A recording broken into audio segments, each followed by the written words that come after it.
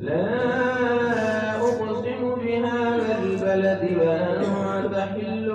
بهذا البلد ووالد وما ولد لقد خلقنا الإنسان في كبد أيحسب أن لن يقدر عليه أحد يقول أهلكت مالا لبدا أيحسب أن لم يره أحد ألم نجعل له عينين ولسانا وشفتين وهديناه النجدين فلاقتحم العقبة وما أدراك ما العقبة فك رقبة أو إطعام في يوم ذي مسغبة يتيما ذا مقربة أو مسكينا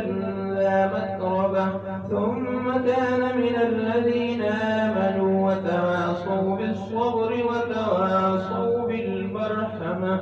أولئك أصحاب الميمنة والذين كفروا بآياتنا هم أصحاب المشأمة عليهم نار